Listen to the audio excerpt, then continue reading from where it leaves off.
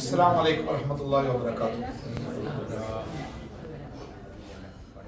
الحمد لله رب العالمين نحمده ونستعينه ونؤمن به ونتوكل عليه ونعوذ بالله من شرور أنفسنا ومن سيئات أعمالنا من يهده الله فلا مضل له ومن يضلل فلا هادي له أشهد أن لا إله إلا الله وحده لا شريك له أشهد أن محمدا عبده ورسوله أرسله بالهدى ودين الحق ليظهره على الدين كله ولو كره المشركون.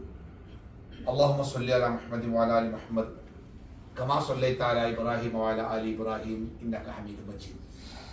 اللهم بارك على محمد وعلى آل محمد كما باركت على إبراهيم وعلى آل إبراهيم إنك حميد مجيد.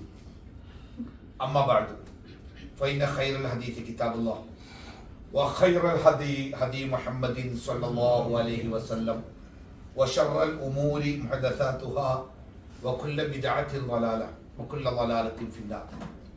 يا أيها الذين آمنوا اتقوا الله حق تقاته ولا تموتن إلا وأنتم مسلمون.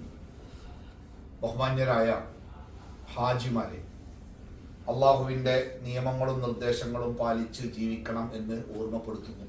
അള്ളാഹു നമ്മുടെ എല്ലാ സൽക്കർമ്മങ്ങളും പരിപൂർണമായ രൂപത്തിൽ സ്വീകരിക്കുമാറാവട്ടെ. വന്നു സംഭവിക്കുന്ന എല്ലാ അബദ്ധങ്ങളും തെറ്റുകുറ്റങ്ങളും വാക്കിലോ നോക്കിലോ പ്രവർത്തനങ്ങളിലോ ഒക്കെ ഉണ്ടാവുന്ന എല്ലാ തെറ്റുകുറ്റങ്ങളും അർഹമുറാഹിമായ തമ്പുരാൻ വിട്ടുപുറത്ത് മാപ്പാക്കി തരുമാറാവട്ടെ. വിശുദ്ധമായ ഹജ്ജ് കർമ്മത്തിൻ്റെ ദിനങ്ങൾ നമ്മുടെ അടുത്തേക്ക് അടുത്തുകൊണ്ടിരിക്കണം. ഇന്ന് നമ്മുടെ ഇന്നലെ മാസപ്പിറവി നോക്കാൻ എല്ലായിടത്തും അഭ്യർത്ഥനകൾ ഉണ്ടായിരുന്നെങ്കിലും ഇന്നലെ മാസപ്പിറവി എവിടെയും ദർശിച്ചിട്ടില്ല. അതിൻ്റെ അടിസ്ഥാനത്തിൽ ഇന്ന് ദുൽഖഅദ 30. ഇന്നത്തെ സൂര്യാസ്തമയത്തോടു കൂടി ദുൽഹജ്ജ് മാസം പിറക്കുകയാണ്. നാളെ 1 എന്ന രൂപത്തിലാണ് ഇൻഷാ അല്ലാഹ് അതുമായി ബന്ധപ്പെട്ട കൂടുതൽ വിവരങ്ങൾ നമുക്ക് ലഭിക്കും. ദുൽഹജ്ജ് 8 മുതലാണ് ഹജ്ജിന്റെ ദിവസങ്ങൾ ആരംഭിക്കുന്നത്. നമ്മളത് മുമ്പ് പറഞ്ഞിട്ടുണ്ട്. ഇൻഷാ അല്ലാഹ് ഇനിയും നമ്മളത് പറയും. ദുൽഹജ്ജ് 8 മുതൽ 13 വരെയുള്ള 6 ദിവസങ്ങളാണ് ഹജ്ജിന്റെ ദിവസങ്ങൾ. ഹജ്ജിന്റെ മാസങ്ങൾ എന്ന് പറയുന്നത് 3 മാസങ്ങളാണ്. 3 മാസങ്ങൾ ഹജ്ജിന്റെ മാസങ്ങളാണ്. ശവ്വാൽ, ദുൽഖഅദ, ദുൽഹജ്ജ്. ഈ ഹജ്ജിന്റെ പവിത്രമായ മാസങ്ങളിലൂടെയാണ് നമ്മൾ കടന്നു പോകുന്നത്. ഹജ്ജിന്റെ ശ്രേഷ്ഠമായ ദിനങ്ങൾ നമ്മുടെ ജീവിതത്തിലേക്ക് കടന്നു വരികയാണ്. ഇന്നലെ മിനിഞ്ഞാന്ന് നമ്മുടെ ജുമുഅ ഖുതുബ, ഹറമിലെ ഖുതുബ നിങ്ങൾ ശ്രദ്ധിച്ചിട്ടുണ്ടാവും. അതിൻ്റെ ഒരു മലയാള വിവർത്തനം ഞാൻ നമ്മുടെ ഗ്രൂപ്പിൽ ഷെയർ ചെയ്തിരുന്നു. ആ ഖുതുബയുടെ വിഷയം പ്രധാനമായിട്ടും അല്ലാഹു സുബ്ഹാനഹു വ തആല നമ്മളോട് കാണിച്ച വലിയ ഒരു കാരുണ്യത്തെക്കുറിച്ചാണ്. ചില ദിവസങ്ങൾക്ക്, ചില സ്ഥലങ്ങൾക്ക്, ചില കാലങ്ങൾക്കൊക്കെ അല്ലാഹു തആല ചില പ്രത്യേകതകൾ നിശ്ചയിച്ചു. ആ ദിവസങ്ങളിലും സ്ഥലങ്ങളിലും സമയങ്ങളിലും ഒക്കെ നമ്മൾ നിർവഹിക്കുന്ന സൽക്കർമ്മങ്ങൾക്ക് മറ്റു കാലങ്ങളെക്കാളേറെ അല്ലാഹു തആല പ്രതിഫലം നിശ്ചയിച്ചു. മുൻകാല സമുദായങ്ങളെക്കാൾ വളരെ കുറച്ച് ആയുസ്സുള്ളവരാണ് നമ്മൾ. നമ്മുടെ മുമ്പുണ്ടായിരുന്ന ഭൂമിയിൽ ജീവിച്ച പല സമൂഹങ്ങളും വളരെ നീണ്ട കാലം ജീവിച്ചിരുന്നു എന്ന് ചരിത്രം ബോധ്യപ്പെടുത്തുന്നുണ്ട്. നമ്മളെ പറ്റി നബി സല്ലല്ലാഹു അലൈഹി വസല്ലമ പറഞ്ഞത് അഅ്മാറു ഉമ്മത്തി മാ ബൈന 60 വ 70 എന്നാണ്. ഈ ഉമ്മത്തിന്റെ ശരാശരി ആയുസ് 60ന്റെയും 70ന്റെയും ഇടക്കാണ്. ചില ആൾക്കാർക്ക് 70ന്റെ മുകളിലേക്ക് കിട്ടും, ചിലപ്പോൾ 60ന് മുമ്പേ പോകും. പക്ഷെ ശരാശരി അങ്ങനെയാണ് പഠിപ്പിച്ചത്. അപ്പൊ ഈ കുറഞ്ഞ ആയുസിന്റെ ഉള്ളിൽ 100 കണക്കിന് കൊല്ലക്കാലം ജീവിച്ച മനുഷ്യന്മാർ ലോകത്ത് നേടിയെടുത്ത അത്രയും നന്മകൾ നമുക്ക് സമ്പാദിക്കാൻ പറ്റുന്ന രൂപത്തിലാണ് അള്ളാഹു നമ്മുടെ കാര്യങ്ങൾ ക്രമീകരിച്ചിരിക്കുന്നത്. ഒരു ഉദാഹരണം മാത്രം പറയാമോ? ഒരു ലൈലത്തുൽ ഖദ്റിൽ ആരാധന നിർവഹിക്കാൻ നമുക്ക് സാധിച്ചാൽ ലൈലത്തുൽ ഖദ്രി ഖൈറും മിൻ അൽഫി ശഹ്റ, 1000 മാസങ്ങളെക്കാൾ കൂടുതൽ ആരാധന ചെയ്തതിന്റെ കൂലി കിട്ടുന്നതാണ്. 1000 മാസം എന്നൊക്കെ പറഞ്ഞാൽ 83 കൊല്ലവും 4 മാസവും 84 കൂട്ടിക്കോ. അപ്പൊ 84 കൊല്ലം ഒരാള് നിരന്തരമായി ആരാധന ചെയ്താൽ കിട്ടുന്ന കൂലി ഒരു രാത്രി കൊണ്ട് ഒരു വർഷത്തിൽ അള്ളാഹു നമുക്ക് നൽകുമ്പോൾ ഒരു 10 ലൈലത്തുൽ ഖദ്റിൽ ഒരാള് ഹയാത്താക്കാൻ ഇബാദത്ത് ചെയ്യാൻ ഭാഗ്യം കിട്ടിയാൽ ഒരു 100-800 കൊല്ലം ജീവിച്ച ഒരു മനുഷ്യന്റെ പുണ്യം നമുക്ക് കിട്ടും. ഈ രൂപത്തിൽ അള്ളാഹു നമ്മളോട് കാരുണ്യം കാണിച്ചിട്ടുണ്ട്. അപ്പൊ അള്ളാഹുവിന്റെ ആ വലിയ കാരുണ്യത്തിന്റെ ഭാഗമായുള്ള പവിത്രമായ, നമ്മളെ സംബന്ധിച്ച് ഏറ്റവും വലിയ ഭാഗ്യവാന്മാരാണ്. പവിത്രമായ മാസം, പവിത്രമായ ദിവസങ്ങൾ, ലോകത്തിലെ ഏറ്റവും പവിത്രമായ നാട്, ലോകത്തിലെ ഏറ്റവും പവിത്രമായ പള്ളി, അങ്ങനെ എല്ലാം തികഞ്ഞ ഒരു സ്ഥലത്തും സമയത്തുമാണ് നമ്മൾ എത്തിയിരിക്കുന്നത് എന്നുള്ളത് കൊണ്ടും ഇനി നമ്മുടെ ജീവിതത്തിൽ ഇങ്ങനെ ഒരു അവസരം ഉണ്ടാകുമോ എന്ന് നമുക്കറിയാത്തത് കൊണ്ടും നമ്മുടെ മുമ്പിലുള്ള ഈ ദിവസങ്ങളെ പരമാവധി ഏറ്റവും കൂടുതൽ നന്മയോടുകൂടി, ഏറ്റവും കൂടുതൽ സൽക്കർമ്മങ്ങളോടുകൂടി അതിനെ നമ്മുടെ ജീവിതത്തിന്റെ ഭാഗമാക്കി മാറ്റിയെടുക്കാൻ നമ്മൾ ശ്രമിക്കേണ്ടതുണ്ട്. റസൂലുള്ളാഹി സ്വല്ലല്ലാഹു അലൈഹി വസല്ലം നമ്മളെ പഠിപ്പിച്ച ഒരു പ്രധാനപ്പെട്ട വചനം ഈ സമയത്ത് ശ്രദ്ധയിൽപ്പെടുത്തിക്കൊണ്ട് നമുക്ക് നമ്മുടെ വിഷയത്തിലേക്ക് പ്രവേശിക്കാം. പ്രവാചകൻ സ്വല്ലല്ലാഹു അലൈഹി വസല്ലമ പറഞ്ഞതായി നമ്മളെ പഠിപ്പിക്കപ്പെട്ട ഒരു ഹദീസാട്ടോ. മാ മിൻ അയ്യാമിൻ അൽ അമൽ സ്വാലിഹു ഫീഹാ അഹബ്ബു ഇലല്ലാഹി മിൻ ആദിഹിൽ അയ്യാം യാനി അയ്യാമൽ അശർ. അതായത് ഈ 10 ദിവസങ്ങളിൽ നമ്മൾ ചെയ്യുന്ന അമലുകൾ അള്ളാഹു ഇഷ്ടപ്പെടുന്ന അത്ര, ഈ ദിവസങ്ങളിൽ നമ്മൾ ചെയ്യുന്ന അമലുകൾ അള്ളാഹു എത്ര ഇഷ്ടപ്പെടുന്നുണ്ടോ അത്ര അള്ളാഹു ഇഷ്ടപ്പെടുന്ന അമലുകൾ വേറെ ഒരു ദിവസത്തിലും നമുക്ക് ചെയ്യാൻ പറ്റില്ല. ഈ ദിവസത്തിൽ നമ്മൾ ചെയ്യുന്ന നിസ്കാരം, നമ്മുടെ സദഖ, നമ്മുടെ തൗബ, നമ്മുടെ ഖുർആൻ പാരായണം, നമ്മുടെ നോമ്പ്, നമ്മുടെ ബന്ധങ്ങൾ, എന്തൊക്കെ ഈ ദിവസങ്ങൾ നമ്മൾ ചെയ്യുന്നുണ്ടോ അത് അള്ളാഹു തആല ഇഷ്ടപ്പെടുക എന്നതാണല്ലോ നമ്മുടെ ലക്ഷ്യം. അത് അള്ളാഹു ഇഷ്ടപ്പെടുന്ന അത്ര വേറെ ഒരു കാലത്തും വേറെ ഒരു സമയത്തും നമ്മൾ ചെയ്യുന്ന ഇബാദത്തുകൾ അള്ളാഹുവിന്റെ അടുക്കൽ ഇഷ്ടപ്പെടുന്നില്ല എന്ന് പ്രവാചകൻ പഠിപ്പിച്ചപ്പോ ഖാലൂ, ഇത് കേട്ടപ്പോ പ്രവാചകന്റെ മുമ്പിലുണ്ടായിരുന്ന സഹാബത്ത് ചോദിച്ചു, യാ റസൂലല്ലാഹ്, അള്ളാഹുവിന്റെ പ്രവാചകരെ, വലാ ജിഹാദുൻ ഫീ സബീലില്ലാഹ്, അള്ളാഹുവിന്റെ മാർഗത്തിൽ നടത്തുന്ന ജിഹാദ് ഏത് സമയത്താ വേണ്ടതെന്നറിയില്ല. ആ ജിഹാദ് പോലും ഈ സമയത്ത് നമ്മൾ ചെയ്യുന്ന അമലുകളെക്കാൾ അള്ളാഹുവിന് ഇഷ്ടപ്പെട്ടതാവുന്നില്ലേ എന്ന് അവർ ചോദിച്ചപ്പോ പ്രവാചകൻ സ്വല്ലല്ലാഹു അലൈഹി വസല്ലം പറഞ്ഞത്, വലൽ ജിഹാദു ഫീ സബീലില്ലാഹ്, ജിഹാദും ഇല്ല. എന്നിട്ട് പ്രവാചകൻ ഒന്ന് വിശദീകരിച്ചു, ഒരു ജിഹാദ് ഇതിനേക്കാൾ വലുതാണ്. അതേതാ ജിഹാദ്? ഒരാള് അള്ളാഹുവിന്റെ മാർഗത്തിൽ ജിഹാദിന് വേണ്ടി പുറപ്പെട്ടു, അയാളും അയാളുടെ സമ്പത്തും ഒക്കെ എല്ലാം അയാൾ അള്ളാഹിന്റെ മാർഗത്തിൽ ജിഹാദിന് വേണ്ടി കൊണ്ടുപോയി. അതിലൊന്നും തന്നെ തിരിച്ചു വന്നില്ല, അയാളും വന്നില്ല, അയാളെ സ്വത്തും വന്നില്ല, ഒക്കെ അള്ളാഹിന്റെ മാർഗത്തിൽ ചെലവഴിക്കപ്പെട്ടു. അത് ഇതിനേക്കാൾ ശ്രേഷ്ഠമാവും. അല്ലാത്ത ബാക്കി ഏത് കർമ്മങ്ങളെക്കാൾ ശ്രേഷ്ഠമാണ് ഈ ദിവസങ്ങളിൽ നമ്മൾ അനുഷ്ഠിക്കുന്ന കർമ്മങ്ങൾ എന്നാണ് പ്രവാചകൻ സ്വല്ലല്ലാഹു അലൈഹി വസല്ലം പഠിപ്പിച്ചത്. നോക്കൂ, മുഹറം ദുൽഹിജ്ജ 9, എന്താ ദിവസത്തിന്റെ പേര് പറയാ? അറഫ, യൗമു അറഫ. ഈ അറഫ ദിവസം റസൂൽ പറയാതെ സിയാമു യൗമി അറഫ, അറഫ ദിവസത്തിൽ നിർവഹിക്കുന്ന നോമ്പ്. ഈ നോമ്പ് ഹാജിമാർക്ക് ഇല്ലട്ടോ. ഈ അറഫ ദിവസത്തിലെ നോമ്പ് ഹാജിമാർക്കില്ല. ഹാജിമാർക്ക് അന്ന് കഠിനാധ്വാനത്തിന്റെ പ്രാർത്ഥനയുടെ ദിവസം. ഈ നോമ്പ് നോൽക്കേണ്ടത് ഹാജിമാരല്ലാത്ത ലോകത്തിലെ മറ്റു മുസ്ലിങ്ങളാണ്. ആ നോമ്പിനെ കുറിച്ച് റസൂൽ പറഞ്ഞത്, ഈ അറഫ ദിവസത്തിലെ നോമ്പ് എന്ന് പറയുന്നത് അഹ്തസിബു അലല്ലാഹി അൻ യുകഫിറ സനത അല്ലതി ഖബലഹു വസ്സനത അല്ലതി ബഅദഹു, അതിനു മുമ്പുള്ള ഒരു വർഷത്തെയും അതിന് ശേഷമുള്ള ഒരു വർഷത്തെയും പാപങ്ങൾ പൊറുക്കുവാൻ ഇത് മതിയാകും എന്ന് റസൂലുള്ളാഹി സ്വല്ലല്ലാഹു അലൈഹി വസല്ലം പഠിപ്പിക്കുകയാണ്. 2 വർഷത്തെ ജീവിതകാലത്തിന്റെ ഇടക്ക് നമ്മുടെ ജീവിതത്തിൽ സംഭവിച്ച ചെറു പാപങ്ങൾ, ഇവിടെ ഈ സൽക്കർമ്മങ്ങൾ കൊണ്ട് പാപങ്ങൾ പൊറുക്കുക എന്ന് പറയുമ്പോൾ അതൊരു തെറ്റിദ്ധാരണ ചില ആൾക്കാർക്ക്. എല്ലാ പാപങ്ങളും അതുകൊണ്ട് പൊറുക്കപ്പെടും. അങ്ങനെ ആകുമ്പോൾ ഇത്തരം ദിവസങ്ങളൊക്കെ ചില ആൾക്കാരൊക്കെ പറഞ്ഞു, ഒരിക്കൽ ഒരു പള്ളിയുടെ മുമ്പിൽ ഒരു ബോർഡ് വെച്ചിരുന്നു, റമദാൻ മാസം രാത്രി ഒരാൾ നിസ്കരിച്ചാൽ അവന്റെ സകല പാപങ്ങളും പൊറുക്കപ്പെടും. അപ്പൊ അതിങ്ങനെ ചൂണ്ടിക്കാണിച്ച ഒരു അമുസ്ലിമായ സുഹൃത്ത് എന്നോട് ചോദിച്ചത്, ഇത് പാപം ചെയ്യാനുള്ള ഒരു പ്രചോദനമല്ല കൊടുക്കുക, ഒരു കൊല്ലം മുഴുവനും പാപം ചെയ്യുക, എന്നിട്ട് ഒരു രാത്രി മുഴുവൻ നിസ്കരിക്കുക, അപ്പൊ ആ പാപങ്ങളൊക്കെ പൊറുക്കപ്പെടുക. അവിടെ നമ്മൾ മനസ്സിലാക്കേണ്ട പ്രധാനപ്പെട്ട കാര്യമുണ്ട്. ചില പാപങ്ങൾ പൊറുക്കണമെങ്കിൽ തൗബ നിർബന്ധമായി വരും, ഇസ്തിഗ്ഫാർ വേണം, അതിന്റെ പ്രായശ്ചിത്തങ്ങൾ വേണം. ഇങ്ങനെ പാപങ്ങൾ പൊറുക്കാനുള്ള കാരണങ്ങൾ പലതാണ്. അപ്പൊ ഒരു അറഫാ ദിവസത്തിലെ ഒരു നോമ്പ് ഒരു വർഷം മുമ്പത്തെയും ഒരു വർഷം ശേഷത്തെയും അവന്റെ ജീവിതത്തിലെ തെറ്റുകൾ പൊറുക്കാനുള്ള കാരണമാകും എന്ന് റസൂലുള്ളാഹി സ്വല്ലല്ലാഹു അലൈഹി വസല്ലം പഠിപ്പിക്കുന്നത്.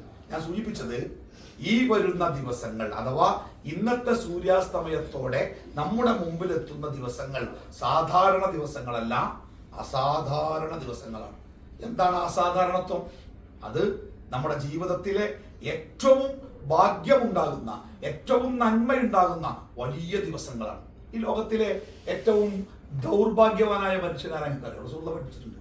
ഈ ലോകത്തിൽ ജീവിക്കുന്ന ഏറ്റവും ദൗർഭാഗ്യവാനായ മനുഷ്യൻ നന്മകൾക്കിടയിലൂടെ ജീവിക്കുമ്പോഴും ആ നന്മകൾ ചെയ്യാൻ കഴിയാതെ പോകുന്ന ചില മനുഷ്യന്മാരുണ്ട്. അങ്ങനെ വന്ന് എല്ലാവരും ഒരു സാധു മനുഷ്യൻ സഹായം ചോദിച്ചു വന്ന് ഞാൻ 10 കൊടുത്ത് 50 കൊടുത്ത് എല്ലാവരും കൊടുത്തു. ഒരാൾക്ക് പിന്നെ കൊടുക്കാം, അയാൾക്ക് കൊടുക്കാൻ കഴിഞ്ഞില്ല.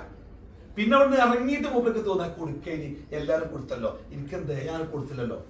അതായത് നന്മകൾക്ക് അവസരം ഉണ്ടാവും. പള്ളിയിൽ പോയി 2 റക്അത്ത് നിസ്കരിക്കായിരുന്നു, നിസ്കരിച്ചില്ല അവിടെ ഇരുന്ന്. പിന്നെ പുറത്തിറങ്ങിയിട്ടാ തോന്നിയാൽ നിസ്കരിക്കായിരുന്നല്ലോ. അതൊരു വലിയൊരു പരീക്ഷണം കേട്ടോ. അല്ലാഹു സുബ്ഹാനഹു വ തആല ഒരു വ്യക്തിക്ക് കൊടുക്കുന്ന ഒരു വലിയ ഭയങ്കര അവസ്ഥയാണ്. നന്മകൾക്കിടയിലാണ് അവൻ ജീവിക്കുക, പക്ഷെ ആ നന്മകൾ ചെയ്യാൻ അയാൾക്ക് പറ്റില്ല. അപ്പൊ നമ്മളിപ്പോ എത്തിയിരിക്കുന്നത് ഒരു മനുഷ്യന് ഈ ലോകത്ത് സർവശക്തനായ റബ്ബ് കൊടുക്കാവുന്ന കാരുണ്യത്തിന്റെ ഏറ്റവും ഉത്തുംഗതയിലാണ് നമ്മൾ ഇരിക്കുന്നത്. ഞാൻ കഴിഞ്ഞ ആഴ്ച ഓതിയ ആയത്ത് ഒന്നും കൂടി ഓർമ്മപ്പെടുത്തട്ടെ. ശകർത്തും അസീദന്നക്കും. ഇത്തരമൊരവസ്ഥയിൽ അള്ളാഹു നമ്മളെ എത്തിച്ചതിന് നന്ദി കാണിക്കാനും അതോടൊപ്പം തന്നെ അള്ളാഹു നമുക്ക് തന്ന ഈ വലിയ അവസരങ്ങളെ പ്രയോജനപ്പെടുത്താനും ഉപയോഗപ്പെടുത്താനും നമ്മൾ ശരിക്കും ശ്രദ്ധിക്കേണ്ടതുണ്ട്. അതോടൊപ്പം തന്നെ നമ്മൾ ഹജ്ജിനാണ് വന്നത്. ഹജ്ജിന്റെ ദിവസങ്ങൾ നമ്മുടെ മുമ്പിൽ വരാനിരിക്കുന്നുണ്ട്. അമിതമായ അധ്വാനം നമ്മുടെ ശരീരത്തെ ക്ഷീണിപ്പിക്കാനോ നമുക്ക് പരിക്കേൽപ്പിക്കാനോ കാരണമാകരുത് എന്നുകൂടി നമ്മൾ ശ്രദ്ധിക്കണം. രണ്ടും ഒരു സന്തുലനാവസ്ഥ പാലിച്ചുകൊണ്ട് കാര്യങ്ങൾ. ഇപ്പൊ നമുക്കറിയാം, നോമ്പ് നോറ്റിട്ടേ പൊടുത്തം വിട്ട് നോമ്പ് വെച്ച് രാത്രി മുഴുവൻ നിസ്കരിച്ച് അങ്ങനെ കണ്ട അവസാനം ഹജ്ജിന്റെ 2 ദിവസം മുമ്പേ തലകറങ്ങി വീണ് പറയുന്നത് മനസ്സിലാവണില്ല, അങ്ങനത്തെ അവസ്ഥയൊക്കെ വരാറുണ്ട്. അപ്പൊ അതൊക്കെ ശ്രദ്ധിക്കണം. നമ്മൾ വന്നത് ഹജ്ജ് ചെയ്യാനാണ്. ഈ ഹജ്ജ് ചെയ്യാൻ വന്ന നമുക്ക് ഹജ്ജ് നിർവഹിക്കണം. അതിനാവശ്യമായ ആരോഗ്യവും ഊർജവും അവസ്ഥയും നമുക്ക് ഉണ്ടാവണം എന്നുള്ള ആ നല്ല മനസ്സ് എപ്പോഴും ഉള്ളിൽ ഉണ്ടാവണം. എന്നിട്ട് നമ്മൾ ആരാധനാ കാര്യങ്ങളിൽ നമ്മളെ കൊണ്ട് കഴിയുന്നത്ര സജീവമായി നമ്മളത് ചെയ്തുകൊണ്ടിരിക്കണം. അള്ളാഹു നമ്മളെ എല്ലാവരെയും അനുഗ്രഹിക്കട്ടെ. ഈ പുണ്യദിനങ്ങളിലെ എല്ലാ നന്മകളും സ്വന്തമാക്കാൻ അള്ളാഹു നമുക്ക് എല്ലാവർക്കും തൗഫീക്ക് നൽകുമാറാവട്ടെ. ഇന്നത്തെ ദിവസത്തില് ഞാൻ നിങ്ങളോട് സംസാരിക്കാൻ ഉദ്ദേശിച്ച, ഞാൻ ചുരുക്കി പറയാം. നമ്മുടെ ഈ ചൂട് നമുക്ക് പ്രശ്നമാവുന്നുണ്ട്, ഞാൻ ചുരുക്കി പറയാം. ഇന്ന് നമ്മൾ സംസാരിക്കാൻ ഉദ്ദേശിച്ച വിഷയം അറിവിനെ കുറിച്ചാണ്. അറിവ് അല്ലെങ്കിൽ വിജ്ഞാനം. ഈ ഞാൻ പോരുന്നതിന്റെ ഒരു 4-5 ദിവസം മുമ്പ് സാമൂഹ്യ മാധ്യമങ്ങളിൽ ഏറെ വൈറലായ ഒരു കുറിപ്പ്, ഒരു മുസ്ലിം സഹോദരൻ തന്നെ മുസ്ലിം സമുദായത്തെ വിമർശിച്ചുകൊണ്ട് എഴുതിയ ഒരു കുറിപ്പാണ്. ആ കുറിപ്പിൽ അദ്ദേഹം പറയുന്നതിന്റെ രത്ന ചുരുക്കം, വിദ്യാഭ്യാസ രംഗത്ത് മുസ്ലിം സമുദായത്തിന്റെ ഏറ്റവും വലിയ പ്രശ്നം എന്ന നിലക്ക് അദ്ദേഹം പറയുന്നത്, ഈ മുസ്ലിം സമുദായത്തിന് മതപഠനം വളരെ കൂടുതലാണ്. 5 വയസ്സാകുമ്പോൾ മദ്രസയിലാക്കിയാൽ തീരാത്ത പഠനങ്ങൾ അങ്ങനെ തുടർന്നു പോവുക. നന്നായിട്ട് പഠിക്കേണ്ട നല്ല തെളിഞ്ഞ പ്രഭാതങ്ങളൊക്കെ സ്കൂളും കോളേജിലൊന്നും പോകാതെ ഈ മതപഠനത്തിൽ അടച്ചിട്ടിട്ട് കുട്ടികൾക്ക് വലിയ നഷ്ടം ഉണ്ടാക്കുകയാണ്. മറ്റു മതങ്ങളൊക്കെ ഇപ്പൊ ക്രിസ്തു മതക്കാരാണെങ്കിൽ ഒരു സൺഡേ സ്കൂൾ, അതിൽ ആരെങ്കിലുമൊക്കെ പോയെങ്കിലായി. ഹിന്ദു മത സഹോദരന്മാരാണെങ്കിൽ ക്ഷേത്രവുമായി ബന്ധപ്പെട്ട് വല്ല ധാർമ്മിക പ്രഭാഷണങ്ങളും അത്രയൊക്കെ ഉള്ളൂ. പക്ഷെ മുസ്ലിം സമുദായത്തെ സംബന്ധിച്ച് പഠിച്ച് ആകെ അയാൾ പറഞ്ഞത് ഒരു 200-ആം പേജിന്റെ കട്ടിയുള്ള ഒരു മുസാഫ ഒരുക്കുള്ളത്, അത് പഠിച്ച് കൊല്ലങ്ങൾ പഠിച്ചാലും തീരുന്നില്ല. ഇതെന്തൊരു മതപഠനമാണ് എന്ന് അദ്ദേഹം ചോദിക്കുന്നുണ്ട്. ആ ചോദ്യത്തിന്റെ താഴെയുള്ള കമന്റുകളിൽ കുറെ ആളുകൾ അതിനോട് പ്രതികരിക്കുന്നുണ്ട്. സത്യത്തില് എന്തുകൊണ്ടാണ് മുസ്ലിങ്ങൾ ഇത്രയേറെ പഠിക്കേണ്ടി വരുന്നത്? ഇങ്ങനെയൊക്കെ പഠിച്ചിട്ടും വളരെ അടിസ്ഥാനപരമായ ചില ചോദ്യങ്ങൾ ചോദിച്ചാൽ നമുക്ക് ഉത്തരം ഉണ്ടാവില്ല. ചെറിയ ചോദ്യങ്ങൾ, എന്തുകൊണ്ടാണ് അങ്ങനെ ചെയ്തത്? അതിപ്പോ എന്താ ഞാൻ ആലോചിച്ചിട്ടില്ലല്ലോ, 2 വല്യമ്മ അങ്ങനെ പഠിപ്പിച്ചാണ്, ഞാൻ അങ്ങനെ ചെയ്യുന്നുണ്ട്, അല്ലാതെ ഞാൻ വേറെ ഒന്നും ആലോചിച്ചിട്ടില്ല എന്നിടത്ത് നമ്മുടെ ഉത്തരം അവസാനിക്കും. ഇസ്ലാമിനെ സംബന്ധിച്ച് അറിവ് നേടുക എന്നത് നിർബന്ധമായ ഒരു കാര്യമാണ്. നിർബന്ധം. ത്വലബുൽ ഇൽമി ഫരീളത്തുൻ അലാ കുല്ലി മുസ്ലിമിൻ വ മുസ്ലിമത്തിൻ എന്നാണ് പ്രവാചകൻ സ്വല്ലല്ലാഹു അലൈഹി വസല്ലം വചനം. എന്താ അർത്ഥം അറിയില്ലേ? ത്വലബുൽ ഇൽമി, ത്വലബ എന്ന് പറഞ്ഞാൽ തേടുക, അന്വേഷിക്കുക എന്നൊക്കെ അർത്ഥം. ത്വലബുൽ ഇൽമി, അറിവ് അന്വേഷിക്കുക, അറിവ് നേടുക എന്നത് ഫരീളത്തുൻ, അത് ഫർളാണ്. എല്ലാ മുസ്ലിമായ ആണിനും പെണ്ണിനും അറിവ് നേടൽ നിർബന്ധമാണ്. ഈ അറിവ് മതവുമായി ബന്ധപ്പെട്ട അറിവിനെ കുറിച്ചാണ് ഈ സൂചിപ്പിച്ചത്. നമ്മളെ സംബന്ധിച്ച് നമ്മുടെ ദീനുമായി ബന്ധപ്പെട്ട കാര്യങ്ങൾ നമ്മൾ സ്വയം ഉണ്ടാക്കുന്ന കാര്യങ്ങളല്ല. അതാണ് ഏറ്റവും പ്രധാനം. നമ്മൾ നിസ്കാരത്തില് അത്തഹിയാത്തില് പ്രാർത്ഥനയ്ക്ക് ഇരിക്കുമ്പോൾ വലതു കൈയിന്റെ ചൂണ്ടുവിരല് നമ്മൾ ചൂണ്ടിപ്പിടിക്കുന്നത് എന്തിനാണ്? ഇതൊരു1000 കൊല്ലം ഗവേഷണം നടത്തിയാലും നമുക്കൊരു ഉത്തരം കിട്ടൂല. അത് അല്ലാഹു തആല നമ്മളോട് കൽപ്പിച്ചതാണ്. അപ്പൊ ഇസ്ലാമിന്റെ ഓരോ കാര്യങ്ങളും നമ്മൾ ഉണ്ടാക്കിയതല്ല, അല്ലാഹു തആല ഉണ്ടാക്കിയതാണ്. അൽയൗമ അക്മൽതു ലക്കും ദീനക്കും, ഇന്ന് നിങ്ങളുടെ മതത്തിനെ ഞാൻ നിങ്ങൾക്ക് പൂർത്തിയാക്കി തന്നു. ഒരു ഔട്ട്ലൈൻ തന്നിട്ട് ബാക്കി നിങ്ങൾ പൂരിപ്പിച്ചോളൂ, നിങ്ങൾ ഇഷ്ടം പോലെ ചെയ്തോളൂ എന്നല്ല പറഞ്ഞേ. A to Z ചെറുതും വലുതുമായ മുഴുവൻ കാര്യങ്ങളും പഠിപ്പിച്ചു തന്നിട്ട് ഇതനുസരിച്ച് ജീവിച്ചോളൂ എന്നാ പറഞ്ഞത്. അപ്പൊ നമ്മൾ നിർബന്ധമായിട്ടും പഠിക്കേണ്ടതുണ്ട് നമ്മുടെ മതം എന്താണ്.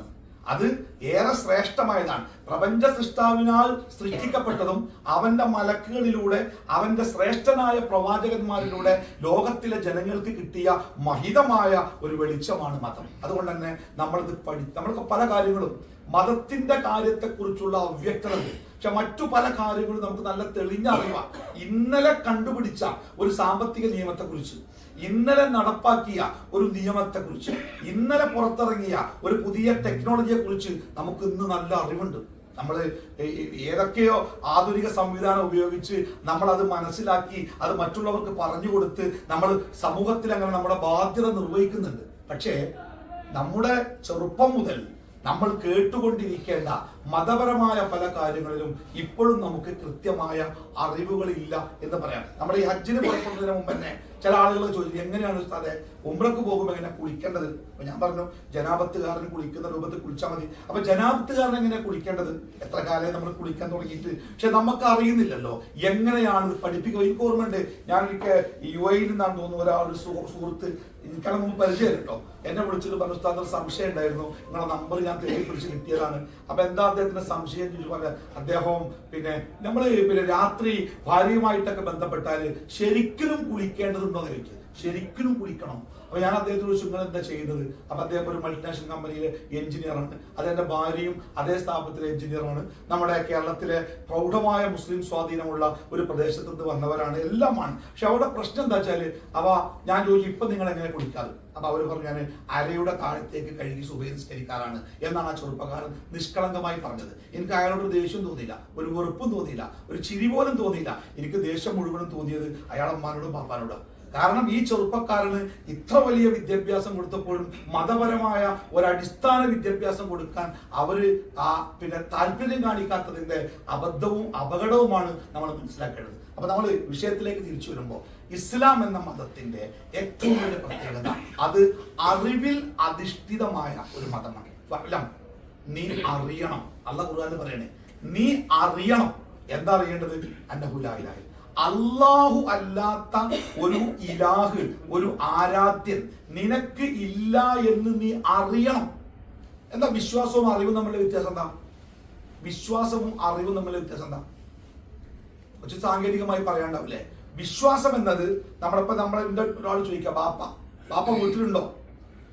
ബാപ്പാന്റെ ചെരുപ്പോടെ ഉണ്ട്, ബാപ്പാന്റെ റൂമിന്റെ വാതിൽ അടച്ചിട്ടില്ല, ബാപ്പ ഉണ്ടെന്നാണ് എന്റെ വിശ്വാസം. ബാപ്പ ഉണ്ടെന്നാണ് എന്റെ വിശ്വാസം. ബാപ്പ അടങ്ങനെ ആയിക്കൂടെ വാതിൽ കൂടെ പോണേ ഞാൻ കണ്ട്, ബാപ്പ ഉണ്ട്,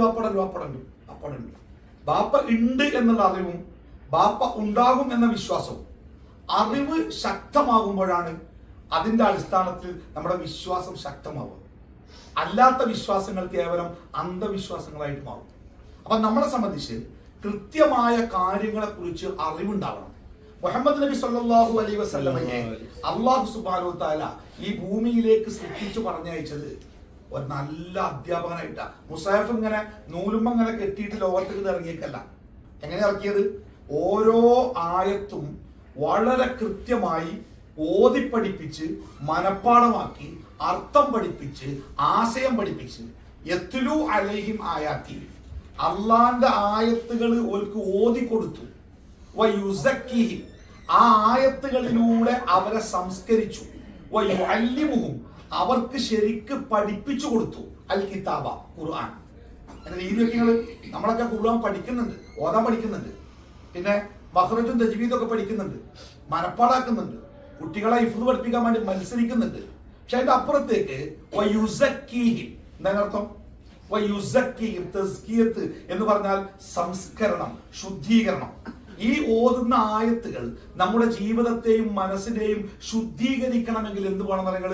ആ ആയത്ത് നമ്മൾ അറിഞ്ഞിരിക്കണം, പഠിച്ചിരിക്കണം, അതിന്റെ ഉള്ളിലുള്ളത് എന്താണ് എന്ന് നമ്മൾ മനസ്സിലാക്കിയിരിക്കണം. അതുകൊണ്ട് തന്നെ റസൂലുള്ളാഹി സ്വല്ലല്ലാഹു അലൈഹി വസല്ലം പറഞ്ഞേ, അറിവ് എന്ന് പറയുന്നത് വിശ്വാസിയെ സംബന്ധിച്ച് കളഞ്ഞുപോയ വീണുപോയ ഒരു മുത്തു പോലെയാണെന്ന്. നിങ്ങൾക്ക് മനസ്സിലായോ? ഞാൻ ജസ്റ്റ് ഉദാഹരണം പറഞ്ഞുതരാം. ഇപ്പൊ നമുക്ക് ഇവിടെ ഏതൊരു കുടുംബക്കാരൻ അവിടെ വന്നിട്ട് ഇവിടെ ജ്വല്ലറിന്ന് വളരെ വില കൂടിയ ഒരു രത്നക്കല കൂടിയത് ഒരു 10,000 റിയാൽ വിലയുള്ള ഒരു വില കൂടിയ സാധനം നമുക്ക് വാങ്ങി തന്നു.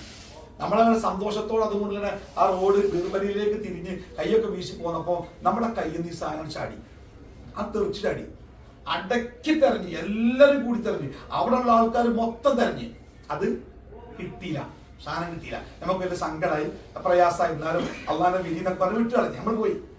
ഇങ്ങനെ 25 കൊല്ലം കഴിഞ്ഞിട്ട് നിങ്ങൾ വീണ്ടും ഒരിക്കൽ ഉംറക്കോ ഹജ്ജിനോ വേണ്ടി വരിക. നിങ്ങൾ ബീർബലിയില ഈ റോഡ് കൂടെ തിരിയുമ്പോ എന്താ ചെയ്യാ? നിങ്ങൾ നോക്കൂലേ എവിടെങ്കിലും ഉണ്ടോ? എന്ത് 25 കൊല്ലം മുമ്പ് തെറിച്ചു വീണ സാധനം നിങ്ങൾ നോക്കും നമ്മൾ.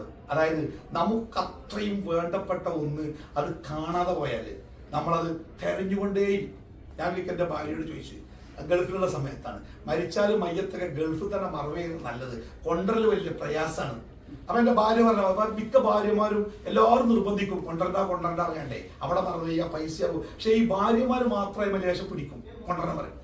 അപ്പോ ഞാൻ എന്റെ കാരണം ചോദിച്ചപ്പോ എന്താ പറയുക, അത് ഗൾഫിൽ നിങ്ങൾ പോയി പൈസ, പക്ഷെ ഒരു ഫുൾ സ്റ്റോപ്പ് കാണണം. അവർ മയ്യത്ത് നമ്മുടെ മുമ്പിൽ എത്തിയിട്ട് അതത് മറവ് ചെയ്താൽ മാത്രമേ അയാൾ ഇല്ലാതായിട്ടുണ്ടെന്ന് മനസ്സിനെ ഉറപ്പിക്കാൻ പറ്റുള്ളൂ. മറ്റേത് ആരൊക്കെ പറഞ്ഞാലും നോക്കുമ്പോ വരും വിമാനത്തിന്റെ ഒച്ചേക്കുമ്പോ റോട്ടിൽ കൂടെ ഒരാൾ വരുമ്പോ ഒരു ഗൾഫുകാരൻ വരുന്നു കേൾക്കുമ്പോഴൊക്കെ ഒരു അപൂർണതയിൽ ഇങ്ങനെ നിൽക്കുന്നതാണ്. അപ്പൊ തീർച്ചയായിട്ടും ഒരു കാര്യം നമ്മുടെ മനസ്സിന്റെ ഉള്ളില് എപ്പോഴും ഇങ്ങനെ തേടിക്കൊണ്ടിരിക്കുന്നുണ്ടെങ്കിൽ അതിന്റെ അർത്ഥം എന്താ അറിയോ? അത് നമുക്ക് ഏറ്റവും ഇഷ്ടമാണ്. അപ്പൊ നമ്മുടെ കുട്ടി നഷ്ടപ്പെട്ടു, ഓ പോയി മരിച്ചു അങ്ങനെ സർട്ടിഫിക്കറ്റ് കിട്ടി, പക്ഷെ എങ്ങനെ മരിച്ചാൽ നമുക്കറിയില്ല, നമ്മളെ ബോഡി കണ്ടിട്ടില്ല, പുഴയിൽ പോയോ മണ്ണിടിച്ചിലപ്പെടുന്നോ അറിയില്ല. പക്ഷെ അങ്ങനത്തെ ഒരു കുട്ടി നമുക്കുണ്ടെങ്കിൽ നമ്മൾ ഏത് ബസ് സ്റ്റാൻഡിൽ പോകുമ്പോഴും അങ്ങാടി പോകുമ്പോഴും നമ്മൾ ഇങ്ങനെ നോക്കും. എന്താ നോക്കണേ? ഇപ്പോൾ ഒരാൾ ചോദിക്കും, ഞാൻ എന്റെ കുട്ടിനെ തിരയെന്ന് പറയാൻ പറ്റില്ല, പക്ഷെ നമ്മൾ തിരഞ്ഞുകൊണ്ടേയിരിക്കും. അപ്പോ ത്വലബുൽ ഇൽമി, ഈ അറിവ് തേടുക എന്നത് ഒരു വിശ്വാസിയുടെ ജീവിതത്തിന്റെ കൂടപ്പിറപ്പ. അതൊരിക്കലും അവസാനിക്കുന്നില്ല. അതുകൊണ്ടാണ് പറയാറ്, ഒരു വിശ്വാസി മരിക്കുമ്പോഴും വിദ്യാർത്ഥിയായിരിക്കും. കാരണം ഓന്റെ പഠനം ഒരിക്കലും അവസാനിക്കുന്നില്ല. എത്രത്തോളം പഠിക്കുന്നോ അത്രത്തോളം അവന്റെ വിശ്വാസം കൂടുതൽ ശക്തി പ്രാപിച്ച് ദൃഢമായി കൊണ്ടേയിരിക്കും എന്നാണ് അനുഭവങ്ങൾ നമ്മളെ പഠിപ്പിക്കുന്നത്. മതം പഠിപ്പിക്കുന്നതും അതന്നെയാണ്. നോക്കൂ നിങ്ങൾ, വിശുദ്ധ ഖുർആൻ ഈ ലോകത്തിന് അവതരിപ്പിക്കുന്ന, നമ്മൾ ഖുർആൻ അവതരിപ്പിച്ച ഗുഹയും കുന്നൊക്കെ മലയൊക്കെ കണ്ടല്ലോ. ഈ ഖുർആൻ ലോകത്ത് അവതരിപ്പിക്കുമ്പോ ഒന്നാമതായിട്ട് ഈ ഖുർആൻ ലോകത്തിലെ മനുഷ്യരോട് എന്താ കൽപ്പിച്ച്? നീ നിസ്കരിക്കണം എന്നാണോ? നീ ജിഹാദ് ചെയ്യണം എന്നാണോ? നീ ബലിയെറുക്കണം എന്നാണോ? ഹജ്ജ് ചെയ്യണം എന്നാണോ? എന്താണ് ഖുർആനിന്റെ ഫസ്റ്റ് കൽപ്പന? നീ വായിക്കുന്ന. എന്താണ് ഈ വായന? എഴുത്തും വായനയും. അള്ളാഹു 5 ആയത്താണ് ഒരേ സമയം അവതരിപ്പിച്ചത്. നിന്നെ സൃഷ്ടിച്ച നാഥന്റെ നാമത്തിൽ നീ വായിക്കണം. ഖലഖൽ ഇൻസാന മിൻ അലഖ് ഇഖ്റ വറബ്ബുക്കൽ അക്രം അല്ലദീ അല്ലമ ബിൽ ഖലം. പേന കൊണ്ട് നിന്നെ പഠിപ്പിച്ചവനാണ് അല്ലാഹു. അല്ലമൽ ഇൻസാന മാ ലം യഅലം. നിനക്കറിയാത്തത് അള്ളാഹു നിന്നെ പഠിപ്പിച്ചു. അപ്പൊ എഴുത്തും വായനയും മനുഷ്യന്റെ അറിവുമായിട്ട് അഭേദ്യമായിട്ട് ബന്ധപ്പെട്ട് കിടക്കുന്ന 2 സംഗതികളാണ്, എഴുത്തും വായനയും. അതായത് ഇപ്പൊ നമ്മളൊക്കെ ഈ ലോകത്ത് മനുഷ്യനെ മനുഷ്യനാക്കുന്ന ഏറ്റവും പ്രധാനപ്പെട്ട ഘടകം എന്താ? നിങ്ങൾ ഈ അറിവ് നേടാനും അത് പകർന്നു കൊടുക്കാനുള്ള കഴിവാണ്. ലോകത്തിലെ ഒന്നാമത്തെ മനുഷ്യൻ എവിടെയായിരിക്കും ജീവിച്ചത്? വല്ല പാറപ്പൊത്തിലോ അല്ല മരപ്പൊത്തിലോ ഒക്കെ ആയിക്കാണ് ജീവിച്ചത്. അവിടുന്ന് അങ്ങോട്ട് കാലക്രമത്തിൽ മനുഷ്യന്മാര് വീടിനെ കുറിച്ച് അവൻ നേടിയ അറിവ് ഒരു തലപ്പം, നമ്മളിപ്പോ വീടുണ്ടാക്കിയത് നമ്മൾ കണ്ടുപിടിച്ച അറിവല്ലല്ലോ, നമ്മുടെ മുമ്പത്തെ തലമുറ അതിനോട് നമ്മൾ ചിലത് കൂട്ടിച്ചേർത്തു, അടുത്ത തലമുറയിലേക്ക് ഒന്നുകൂടി കൂട്ടിച്ചേർക്കും, അതങ്ങനെ അതിന്റെ വഴിക്ക് പോവാണ്. എന്നാൽ ലോകത്തിലെ ഒരു കാക്ക എന്ന് പറഞ്ഞാല് അത്ര കാക്കല്ല, കറുത്ത കാക്കല്ല, കാക്കാരണ കാക്ക, ആ കാക്ക ഒരു മരത്തുമ്മ കൂടുണ്ടാക്കി. ലോകത്തിലെ ഒന്നാമത്തെ കാക്ക എങ്ങനെയാണോ കൂടുണ്ടാക്കിയത് അതേ ഷേപ്പ്. അങ്ങനെയുള്ള കൂട് ഇങ്ങനെ വെച്ചാൽ എനിക്ക് മഴ കൊള്ളാതിരിക്കാന്ന് ഇന്ന് വരെ ഒരു കാക്കക്കും തോന്നിയിട്ടില്ല. ആ കൂട് ഇങ്ങനെ തന്നെയാണ്. അപ്പോ മറ്റു ജീവികൾക്കൊന്നും അറിവ് സമ്പാദിക്കാനോ അത് മറ്റുള്ളവർക്ക് അത് കൈമാറാനോ ഉള്ള ഒരു കഴിവ് അള്ളാഹ് കൊടുത്തിട്ടില്ല. അത് കൊടുത്തിരുന്നെങ്കിൽ ലോകത്തിലെ എല്ലാ ജീവികളും മനുഷ്യന്റെ മേലത്ത് വരും. പക്ഷെ ആ കഴിവ് അള്ളാഹ് മനുഷ്യന് മാത്രം കൊടുത്തു. ആ അറിവ് നേടാനുള്ള വഴി വായനയാണ്. ആ അറിവ് കൈമാറാനുള്ള മാർഗം എഴുത്താണ്. എഴുത്ത് എന്ന് പറഞ്ഞാൽ പേന ഉപയോഗിക്കുന്ന എഴുത്തിനപ്പുറത്തേക്ക് ഡിജിറ്റൽ എഴുത്തുകളുടെ ഇനിയും എഴുത്തിൽ ഒരുപാട് മാറ്റങ്ങൾ ഉണ്ടായേക്കാം. അപ്പൊ കാര്യങ്ങൾ ശേഖരിക്കുകയും അത് കൈമാറ്റം ചെയ്യപ്പെടുകയും ചെയ്യും. ഖറ എന്ന വാക്കിന്റെ അർത്ഥം എന്താ? ശരിക്ക് വായിച്ചു എന്നാണ് നമ്മൾ പഠിച്ചത്. ശരിക്കും ഖറ എന്ന അറബി വാക്കിന്റെ അർത്ഥം എന്താ അറിയോ? ചെതറിക്കിടക്കുന്ന സാധനങ്ങളെ പെറുക്കിയെടുത്ത് അതിനങ്ങോട്ട് ഒരു ഭാഗത്ത് ഒരുമിച്ച് കൂട്ടുന്നതിന് ഖറ എന്ന് അറബിയിൽ അടിസ്ഥാനമായിട്ട് പറയാം. അതായത് അക്ഷരങ്ങൾ അവിടെയും ഇവിടെയുള്ള അക്ഷരങ്ങളെ ചേർത്ത് വെച്ച് വാക്കുകളായിട്ടും വാചകമായിട്ടും അതിനെ ഉപയോഗപ്പെടുത്തുന്ന ആ രീതിക്ക് പറയുന്ന പേരാണ് വായന എന്നുള്ളത്. അപ്പൊ എഴുത്തും വായനയും അതിലൂടെ അറിവ് നേടുകയും അറിവ് കൈമാറുകയും ചെയ്യുക എന്നത് നമ്മുടെ മതത്തിലെ നിർബന്ധമായ കാര്യം. നബി സല്ലല്ലാഹു അലൈഹി വസല്ലമയുടെ ജീവിതത്തിൽ യുദ്ധങ്ങളിലല്ലാത്ത, യാത്രകളിലല്ലാത്ത എല്ലാ സമയങ്ങളിലും പ്രവാചകൻ അധ്യാപകനും സ്വഹാബിമാർ വിദ്യാർത്ഥികളുമാണ്. ഈ മക്കത്തൊക്കെ എപ്പോഴും ഈ പള്ളിയുടെ ഉള്ളിൽ ഒരു യൂണിവേഴ്സിറ്റി വർക്ക് ചെയ്യുന്നുണ്ട്. അറിയാം, ഈ പള്ളിയുടെ ഉള്ളിൽ ഒരു യൂണിവേഴ്സിറ്റി വർക്ക് ചെയ്യുന്നുണ്ട്. മദീനത്തെ മസ്ജിദ് നബവിക്കുള്ളിൽ ഒരു യൂണിവേഴ്സിറ്റി വർക്ക് ചെയ്യുന്നുണ്ട്. സർട്ടിഫിക്കറ്റ് ഉള്ള നമ്മുടെ നാട്ടിൽ നിന്ന് കുട്ടികൾ വന്ന് ഇപ്പൊ അജ്ജിന്റെ സമയമായതുകൊണ്ട് അവധിയാണ്. ഉംറക്ക് വരുന്ന സമയത്ത് കാണാൻ നിങ്ങൾക്ക് അവിടെ ഇവിടെയൊക്കെ മഗ്‌രിബ് നിസ്കാരം കഴിഞ്ഞാൽ സുബൈ നിസ്കാരം കഴിഞ്ഞാലൊക്കെ ക്ലാസ്സുകൾ കാണാം. ആളുകൾ കേട്ടിരിക്കും, പുസ്തകവുമായിട്ടിരിക്കുന്ന വിദ്യാർത്ഥികളുണ്ടാവും. അപ്പം പ്രവാചകന്റെ പള്ളികൾ അന്നു മുതലേ ഏറ്റവും നല്ല ഒരു വിദ്യാഭ്യാസ കേന്ദ്രങ്ങളായിട്ടാണ് പ്രവർത്തിക്കുന്നത്. ഈ ഉമർ ബിൻ ഖത്താബ് റളിയല്ലാഹു അൻഹുമായി ബന്ധപ്പെട്ട് ഒരു സംഭവം ചരിത്രത്തിൽ കാണാം. ഉമർ ഒരിക്കൽ തന്റെ അയൽവാസിയുടെ അടുത്ത് വന്ന് പറയുന്നുണ്ട്. എന്താ പറഞ്ഞറിയോ? പിന്നെ നമുക്ക് രണ്ടുപേർക്കും ഒരു കാര്യത്തിൽ സംസാരിക്കണം. എന്താ കാര്യം? ഈ രണ്ടാളും കൂലിപ്പണി എടുത്ത് കുടുംബം പോറ്റുന്ന ആൾക്കാരാണ്. അപ്പൊ ഈ പണിക്ക് പോണത് കൊണ്ട് പ്രവാചകന്റെ സദസ്സിൽ വന്നിരിക്കാനും അറിവ് നേടാനൊന്നും പറ്റണില്ല. അപ്പൊ എന്താ പരിഹാരം? അപ്പൊ ഉമർ അയൽവാസിയോട് പറഞ്ഞാലോ, നമ്മൾ രണ്ടാളും ഒരു എഗ്രിമെന്റ് ആക്കുക. എങ്ങനെ? നീ ഒരു ദിവസം പണിക്ക് പോവാ, അന്ന് ഞാൻ പഠിക്കാൻ പോകും. വൈകുന്നേരം നീ വരുമ്പോ ഞാൻ പഠിച്ചത് നിനക്ക് പറഞ്ഞു തരും. നിനക്ക് കിട്ടിയ കൂലി നമുക്ക് പകുത്തെടുക്കാം. പിറ്റേന്ന് ഞാൻ പണിക്ക് പോവാം, അന്ന് നീ പ്രവാചകന്റെ സദസ്സിലേക്ക് പോകണം. അങ്ങനെ അവർ പരസ്പരം പങ്കുവെച്ചിട്ടാണ് ആ അറിവ് നേടിയെടുക്കാൻ വേണ്ടി അവര് കഠിനമായി ശ്രമിച്ചത്. അപ്പൊ നമ്മുടെ ജീവിതത്തിലും അറിവ് നേടുക എന്നത് നമ്മളെ സംബന്ധിച്ച് ഏറ്റവും അടിസ്ഥാനപരമായ നമ്മുടെ ബാധ്യതയാണ്. പടച്ച റബ്ബിന്റെ മുമ്പ് പോയിട്ട് അത് ഞാൻ അറിഞ്ഞില്ലായിരുന്നു, അതെനിക്ക് അറിയില്ലായിരുന്നു എന്നത് എന്തല്ല. നമ്മളൊരു റോങ് ആയിട്ട് റോഡിലൂടെ വണ്ടി ഓടിച്ചിട്ട് പോലീസുകാർ നമുക്ക് ഫൈനിടെ പിടിക്കുക ചെയ്യുമ്പോൾ അതെനിക്ക് അറിയില്ലായിരുന്നു പറഞ്ഞാല് ആ അറിവില്ലായ്മ ഒരു തെറ്റ് ചെയ്യാനുള്ള ലൈസൻസ് അല്ല. അള്ളാഹു നമുക്ക് അറിയാനുള്ള ബുദ്ധി തന്നിട്ടുണ്ട്, അറിയാനുള്ള അവസരം തന്നിട്ടുണ്ട്, അറിയാനുള്ള കഴിവ് തന്നിട്ടുണ്ട്.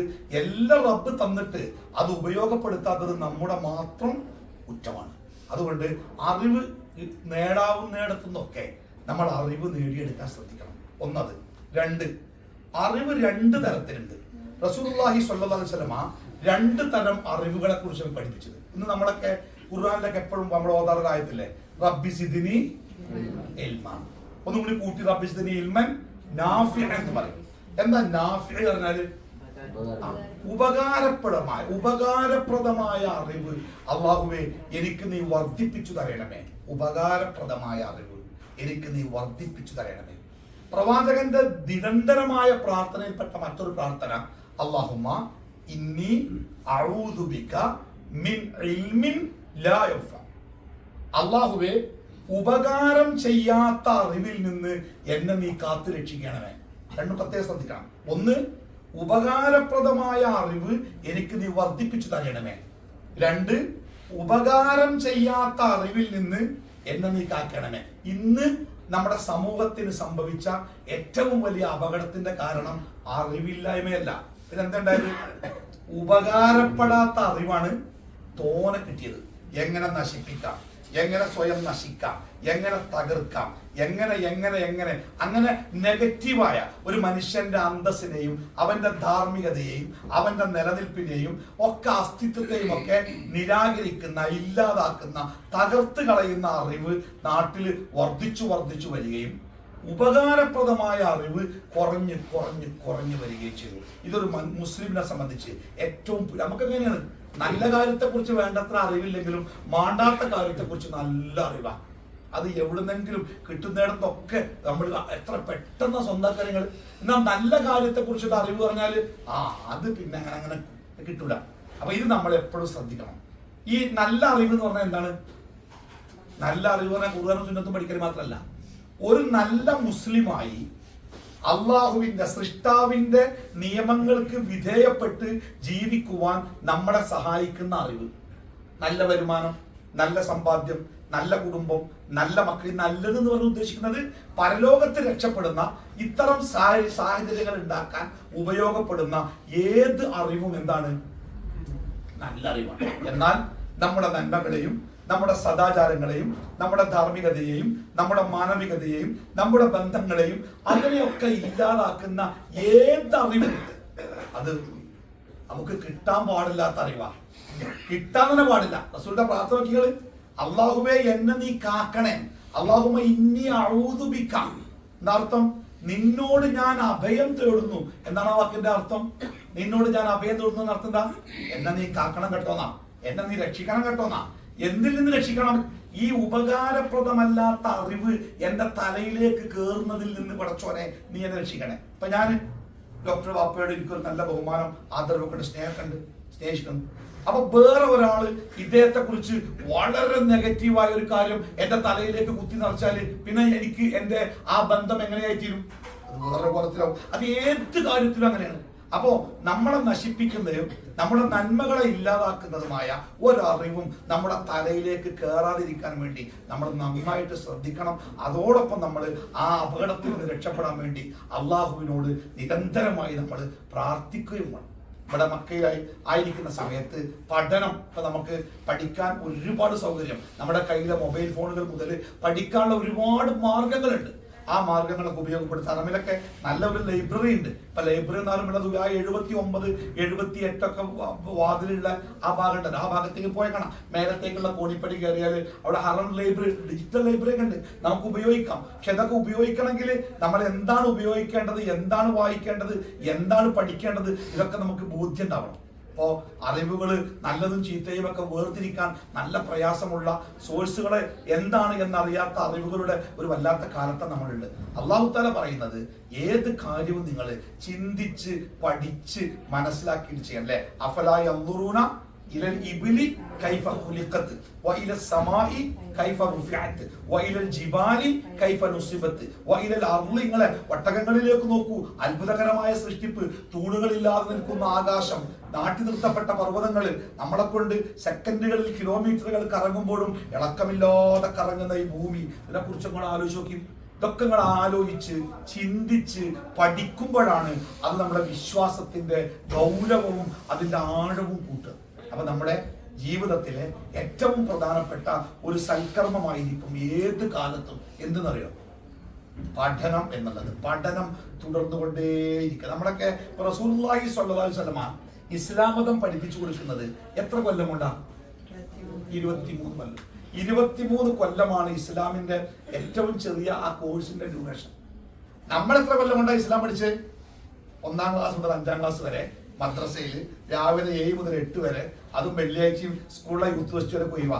അതിന് ശേഷം ഒഴിവുള്ള ദിവസത്തിൽ മാത്രം പോയി പഠിച്ച ഒരു ഇത്തിരി. നമ്മളെന്താ പറയാ, ഒരു കാര്യം കേട്ടാൽ അങ്ങനെയൊന്നും ഇല്ല, ഞാൻ അങ്ങനെയുള്ള പഠിച്ച് കഴിഞ്ഞ്. നമ്മൾ പഠിച്ചിട്ടുണ്ടോ? വെറും ഒരു ക്യാപ്സൂളിൽ ഒതുങ്ങുന്നുണ്ട് നമ്മുടെ അറിവൊക്കെ. അപ്പോൾ നമ്മൾ വിശാലമായിട്ട് പഠിച്ചുകൊണ്ടിരിക്കുക. പ്രത്യേകിച്ച് ഈ മക്കയിലുള്ള സമയമൊക്കെ നമ്മൾ വെറുതെ ഈ നേരത്തെ പറഞ്ഞ ഉപകാരപ്രദമല്ലാത്ത അറിവിനെ നമ്മൾ ഒഴിവാക്കിയിട്ട് ഉപകാരപ്രദമായ അറിവിലേക്ക് ശ്രദ്ധ കേന്ദ്രീകരിക്കുക. ചോദിച്ചും പഠിച്ചും മനസ്സിലാക്കിയും മതപരമായ കാര്യങ്ങൾ, ഇപ്പൊ ഏത് കാര്യവും ഒരു കാര്യം പഠിക്കുമ്പോഴും മനസ്സിലാക്കുമ്പോഴും അതിനോടുള്ള നമ്മുടെ ആഴവും അതിനോടുള്ള നമ്മുടെ ആ സമർപ്പണവും അത് കൂടി കൂടി വരും. അല്ലാഹ് ആരാണ് എന്ന് നമ്മൾ മനസ്സിലാക്കി കഴിഞ്ഞാല് നമുക്ക് അള്ളാഹിനെ സ്നേഹിക്കാൻ പറ്റും. ഒരാളെ പിടിച്ചിട്ട് ഇയാളെ സ്നേഹിക്കണം കേട്ടോ എന്ന് പറഞ്ഞാൽ ഒരു മനുഷ്യന് സ്നേഹിക്കാൻ കഴിയില്ല. അപ്പൊ ഞാൻ എൻ്റെ ഒരു അനുഭവം ഞാൻ പറയാറുണ്ട് പലപ്പോഴും. ഞാനിങ്ങനെ ഒരു മദ്രസ ക്ലാസ് ഒക്കെ കഴിഞ്ഞ് സ്കൂളിലേക്ക് തുടങ്ങുന്ന കാലത്ത് ഞാനിങ്ങനെ എൻ്റെ അങ്ങാടിയിലേക്ക് ഇറങ്ങുമ്പോൾ ഒരാള് അയാളിൻ്റെ അടുത്ത് വരുന്ന തലോടും എനിക്ക് തീരെ ഇഷ്ടമല്ല ഞാൻ അയാളെ കണ്ടാൽ മാറി മാറി ഇങ്ങനെ പോകുമായിരുന്നു. അയാൾ ഇങ്ങനെ നോക്കി ചിരിക്കും, ഞാൻ ശ്രദ്ധിക്കാതെ പോകും. അങ്ങനെയൊക്കെ അങ്ങനത്തെ ആൾക്കാർ നമ്മളോട് അറ്റാച്ച്മെന്റ് നമുക്ക് ഇഷ്ടമല്ലാത്ത ആൾക്കാരുണ്ട്. അയാൾ ഒരിക്കൽ ഞാനും എൻ്റെ ഉമ്മയും പാടെ വരുന്ന സമയത്ത് അയാള് എടുത്ത് വന്നു, എൻ്റെ ഉമ്മാനോട് കുറെ സംസാരിച്ചു. ആ ഉമ്മ കരഞ്ഞു, ഇങ്ങനെയൊക്കെ കരഞ്ഞു. അപ്പൊ ഞാനും അത്ഭുതത്തോടെ ഉമ്മാനോട് ചോദിച്ചു, ഉമ്മ അത് ആരാണ്? അപ്പൊ ഉമ്മ പറഞ്ഞു, ഒരു കാലത്ത് വലിയ പ്രയാസത്തിന്റെ കാലത്ത് നമ്മുടെ വാപ്പാന്റെ കൂടെ നിന്ന് നമ്മുടെ കുടുംബത്തിന്റെ മുന്നോട്ടുള്ള പോക്കിന് ഒരുപാട് സഹായിച്ച ഒരു നല്ല മനുഷ്യനാണ് അയാൾ. എനിക്കെന്റെ മനസ്സിൽ ഭയങ്കര കുറ്റബോധം മുതൽ പിറ്റേന്ന് ഞാൻ അയാളെ കണ്ടപ്പോൾ ഞാൻ അങ്ങോട്ട് എന്ന് സലാം പറഞ്ഞ് അയാളെന്താ ചേർത്ത് പിടിച്ച്. തലേന്ന് വരെ എൻ്റെ മനസ്സിൽ ഇഷ്ടമില്ലാത്ത ഒരു നാള് പിറ്റേന്ന് മുതൽ എനിക്ക് പ്രിയപ്പെട്ടവനായത് എന്തുകൊണ്ടാ? അറിവാണ്. അള്ളാഹുവിനെ സ്നേഹിക്കണം എന്ന് പറയുമ്പോൾ എങ്ങനെ സ്നേഹിക്കുക? വാപ്പാന് ഉമ്മാനെയും കുട്ടികളൊക്കെ സ്നേഹിച്ചിട്ടല്ല അള്ളാഹിനെ സ്നേഹിക്കാൻ പറ്റുള്ളൂ എന്ന് നമുക്ക് തോന്നാനുള്ള കാരണം എന്താ അറിയോ? അവരെ അറിയുന്ന അത്ര നമ്മൾ ആരെ അറിഞ്ഞിട്ടില്ല. അള്ളാഹിനെ അറിഞ്ഞിട്ടില്ല, റസൂലിനെ അറിഞ്ഞിട്ടില്ല, ദീനിനെ അറിഞ്ഞിട്ടില്ല. ഇതിനൊക്കെ അറിഞ്ഞാൽ നമ്മൾ സ്നേഹിച്ചു പോകും. ഉഹദ് യുദ്ധത്തിൽ പ്രവാചകന്റെ നേരെ വരുന്ന അസ്ത്രങ്ങൾ തടയാൻ മാർഗമില്ലാഞ്ഞിട്ട് പ്രവാചകന്റെ മുമ്പിൽ ഇങ്ങനെ നിന്നു ത്വൽഹ. അവസാനം അദ്ദേഹത്തെ താങ്ങിയെടുത്ത് പുറത്തേക്ക് കൊണ്ടുപോകുമ്പോൾ ഈ നെഞ്ചിന്റെയും വയറിന്റെയും ഭാഗത്ത് മാത്രം 80-ലേറെ അമ്പുകൾ തുളച്ചിരുന്നതാണ്. അദ്ദേഹത്തോട് ചോദിച്ചു ആളുകൾ, കുറച്ചാണ് മാറി നിന്നുകൂടായിരുന്നോ? ഈ അമ്പ് വരുന്നോട് തന്നെ നിൽക്കണോ? എന്താ അദ്ദേഹത്തിന്റെ മറുപടി? മാറാൻ എനിക്കറിയിട്ടല്ല, ഞാൻ മാറിയാലേ ആ അമ്പ് എന്റെ ഹബീബിന്റെ ദേഹത്താ കൊള്ളുക, അതുകൊണ്ടാണ് ഞാൻ അവിടെ നിന്നത്. അവരാരും അത്ഭുത മനുഷ്യന്മാരായിരുന്നില്ല. അവർ പ്രവാചകനെ അത്രയും സ്നേഹിക്കാൻ കാരണം എന്താ അറിയാം? അറിവാണ്. ആരാണ് പ്രവാചകൻ? ഞാനും പ്രവാചകനും തമ്മിലുള്ള ബന്ധം എന്താണ്? അപ്പൊ നമ്മൾ അള്ളാഹുവിനെ അറിയണം, പ്രവാചകനെ അറിയണം, ഖുർആനിനെ അറിയണം, നമ്മുടെ മതത്തിനെ അറിയണം. അത് അറിയാനുള്ള ശ്രമം നമ്മുടെ ജീവിതത്തിൽ എപ്പോഴും ഉണ്ടാവണം. നബി സല്ലല്ലാഹു അലൈഹി വസല്ലമ ഈ ഉമ്മത്തായ നമ്മളോട് അവസാനം പറഞ്ഞ വാക്കെന്താ പറയുക? റസൂലുള്ളാഹി സ്വല്ലല്ലാഹു അലൈഹി വസല്ലമ മരിക്കുന്ന സമയത്ത് ആ മരണത്തിന്റെ ഒരു ബേജാർ, ഒരു വിഭ്രാന്തി ഉണ്ടല്ലോ, സക്കറാത്തുൽ മൗത്ത് പറയും നമ്മൾ. സക്കറാത്തുൽ മൗത്തിൽ ഇങ്ങനെ റസൂലുള്ളാഹി ആയിഷ ബീവിന്റെ മാറത്തും മടിയിലൊക്കെ ആയിട്ട് ഇങ്ങനെ അങ്ങോട്ടും ഇങ്ങോട്ടും ഇങ്ങനെ അസ്വസ്ഥമായിട്ട് കിടക്കുമ്പോ ആ അവസാന സമയത്ത് റസൂൽ പറഞ്ഞ വാക്കുണ്ട്, അലാ ഇന്നലിൽ മൗതി സക്കറാത്ത്. എന്താ അലാ എന്ന് പറഞ്ഞാല്? അറിയണം. അറിയണം എന്നാ പറഞ്ഞേ. അറിയണം. അല, നിങ്ങൾ അറിയണം. ഇന്നലിൽ മൗതി സക്കറാത്ത്. തീർച്ചയായും മരണത്തിന് സക്കറാത്ത് ഉണ്ട് കേട്ടോ. എന്തേ സക്കറാത്ത് പറഞ്ഞാല്? വേദന എന്നാണ് പറഞ്ഞൂടാ, ഒരു അസ്വസ്ഥതയാണ്. ഇപ്പൊ നമുക്കറിയാലോ, ഒരു പല്ല് കെട്ട് പറിക്കുമ്പോ തരിപ്പിക്കാതെയൊക്കെ പറിച്ചാലുള്ള ഒരു ഇടങ്ങേറ് നമുക്കറിയാലോ. അത് അവിടെ മാത്രമാണ്.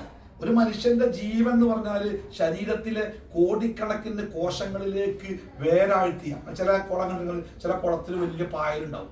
ഒരു ഭാഗത്ത് ഇങ്ങനെ പിടിച്ച് കുലുക്കിയാൽ ആ കുളം മുഴുവൻ ഇങ്ങനെ കുലുങ്ങും. അതെല്ലാം പടർന്ന്, അതേപോലെ നമ്മുടെ ജീവൻ, നമ്മുടെ ഈ കാലിന്റെ പെരുവിരലിന്റെ തുമ്പ് മുതൽ മൂർത്താവിന്റെ അറ്റം വരെ കോടിക്കണക്കിന് കോശങ്ങളിൽ ഇങ്ങനെ വേരാഴ്ത്തി കിടക്കുന്ന ജീവനെ അതിനോട് പിടിക്കുമ്പോഴേ നമ്മൾ കേട്ടോ അറിയും, ശരിക്കും കേട്ടോ അറിയും.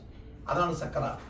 അപ്പൊ ആ ഒരു അവസാന പാഠം പോലും നമ്മളെ പഠിപ്പിച്ചിട്ടാണ് നമ്മുടെ പ്രിയപ്പെട്ട ഗുരുനാഥൻ ഈ ലോകത്തോട് യാത്ര പോയത്. എന്നിട്ട് നമ്മളെന്ത് പഠിച്ചു? സമയമില്ലായിട്ടല്ല, സൗകര്യമില്ലായിട്ടല്ല, സാഹചര്യമില്ലായിട്ടല്ല, കഴിവില്ലായിട്ടല്ല, ബുദ്ധിയില്ലായിട്ടല്ല, നമ്മൾ ആ ഭാഗത്തേക്ക് ശ്രദ്ധിച്ചില്ല. അതുകൊണ്ട് തന്നെ മതപരമായ പല കാര്യങ്ങളും നമുക്ക് നഷ്ടമായി. അപ്പൊ നോക്കി, പല്ല് തേക്കുന്നുള്ളത് ഇസ്ലാമിലൊരു പുണ്യകർമ്മ. നബി സ്വല്ലല്ലാഹു അലൈഹി വസല്ലം പറഞ്ഞത്, എന്റെ ഉമ്മത്തിന് പ്രയാസം ഉണ്ടാകുമില്ലായിരുന്നെങ്കിൽ 5 വക്തിന് ഒതു എടുക്കുന്നതിന് മുമ്പും പല്ല് തേക്കണമെന്ന് ഞാൻ നിർബന്ധിക്കുമായിരുന്നു. ആ നിയമങ്ങാനും വന്നിരുന്നെങ്കിൽ ഒരു മിസ്വാക്ക് ബ്രഷ് ഇല്ലാതെ നമുക്ക് നടക്കാൻ പറ്റില്ലായിരുന്നു.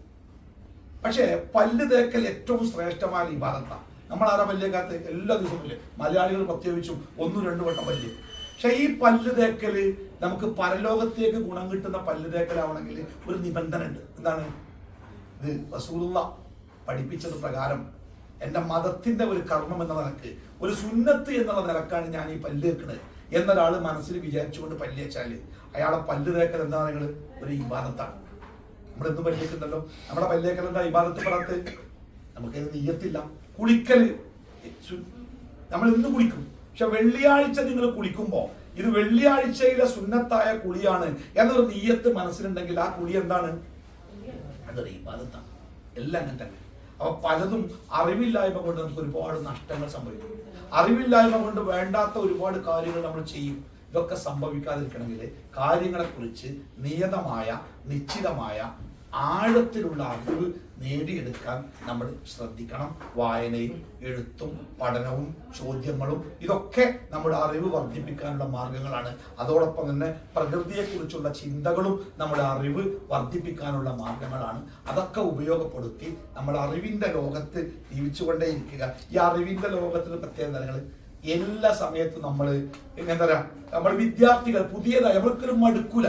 നമ്മൾ ഓരോന്ന് പുതിയത് മനസ്സിലാക്കിക്കൊണ്ടേയിരിക്കും. മടുപ്പില്ലാത്ത ഒരു ലോകത്തേക്ക് നമ്മൾ എത്തും. അപ്പൊ അറിവ് നേടുക എന്നത് ഏറ്റവും നിർബന്ധമായ ഒരു കാര്യമാണ് എന്ന് മനസ്സിലാക്കണം. അള്ളാഹു നമ്മളെല്ലാവരെയും അറിവ് നേടുന്നവരുടെ കൂട്ടത്തിൽ ഉൾപ്പെടുത്തട്ടെ. പ്രവാചകൻ പറഞ്ഞ ഒരൊറ്റ വാക്ക് കൂടി പറഞ്ഞ് അവസാനിപ്പിക്കട്ടെ. റസൂൽ പറയണേ, മൻ സലക തരീഖൻ ഇൽമി, അറിവ് നേടാനുള്ള ഒരു മാർഗത്തിലേക്ക് ഒരാൾ പ്രവേശിച്ചാൽ സഹലല്ലാഹു ലഹു തരീഖൻ ഇലൽ ജന്ന, അവന്റെ സ്വർഗത്തിലേക്കുള്ള വഴി അള്ളാഹ് എളുപ്പാക്കി കൊടുക്കുന്നു. ചിലപ്പോൾ നമുക്ക് അറിവാവുക പണിയാണ്, പ്രയാസമാണ്. ഒരു ഖുർആൻ ക്ലാസ് നാട്ടിൽ വെച്ചിട്ട് 1 മണിക്കൂറിന്റെ ക്ലാസ്സിലേക്ക് വിളിച്ചാൽ ഒറ്റത് പോലും. എന്നാ നാട്ടിൽ ഏതെങ്കിലും കല്യാണം ഉണ്ടെങ്കിൽ 4 ദിവസം ആടിപ്പാടി മഞ്ഞയും ചുവപ്പും മൈലാഞ്ചിയേറ്റ് അങ്ങനെ എത്ര സമയം പോകാനും ഒരു മടുപ്പോ ഒരു വെറുപ്പോ ഉണ്ടാവില്ല. നമ്മുടെയൊക്കെ അപകടം. അപ്പൊ നമ്മൾ ശ്രദ്ധിക്കേണ്ട കാര്യം, നമ്മളിങ്ങനെ അറിവിന്റെ മാർഗത്തിൽ ഇറങ്ങുമ്പോഴേ നമ്മൾ സ്വർഗത്തിന്റെ വഴിക്ക് പോകാൻ റസൂൽ വീണ്ടും പറയണേ, ഒരാൾ അറിവ് തേടി ഇറങ്ങിയാൽ അവന് വേണ്ടി പ്രാർത്ഥിക്കും ഈ പ്രപഞ്ചത്തിലെ സകല വസ്തുക്കളും. ഹത്തൽ ഹൈതാൻ ഫിൽ ബഹ്റ, സമുദ്രത്തിന്റെ അടിയിൽ കിടക്കുന്ന മീൻ പോലും അല്ലാഹുവേ അറിവ് നേടുന്നവർക്ക് നീ ബർക്കത്ത് കൊടുക്കണേ എന്ന് പ്രാർത്ഥിക്കുന്നതാണ്. കളയണ്ട, നല്ലൊരു കിട്ടല. അപ്പൊ ഇതൊരു നല്ല തുടക്കമായിക്കോട്ടെ. അങ്ങനെ അറിവ് നേടുക. അറിവ് എന്ന് പറഞ്ഞാല് പല വഴിക്ക് എങ്ങനെയൊക്കെ അറിവ് നേടാമോ ഒക്കെ നേടുക. നല്ല അറിവ് നേടാൻ ശ്രദ്ധിക്കുക. അപകടപ്പെടുത്തുന്ന വേണ്ടാത്തരത്തിലേക്ക് കൊണ്ടുപോകുന്ന അറിവ് ഇല്ലാതിരിക്കാൻ വേണ്ടി പ്രത്യേകം ശ്രദ്ധിക്കുക. അള്ളാഹിനോട് അതിനു വേണ്ടി നമ്മൾ നന്നായിട്ട് പ്രാർത്ഥിക്കുകയും ചെയ്യുക. അള്ളാഹു നമ്മളെല്ലാവരെയും അനുഗ്രഹിക്കുമാറാവട്ടെ. അള്ളാഹുവിന് ഇഷ്ടപ്പെട്ട അറിവ് നേടാൻ അള്ളാഹു നമുക്ക് കരുത്തും കഴിവും പ്രദാനം ചെയ്യട്ടെ. അള്ളാഹുവിന്റെ ദീനിനെ കുറിച്ച് അറിവ് നേടി ആ ദീനിനെ നല്ല നിലക്ക് ജീവിതത്തിൽ പുലർത്താൻ അള്ളാഹു നമുക്ക് എല്ലാവർക്കും തൗഫീഖ് നൽകുമാറാവട്ടെ.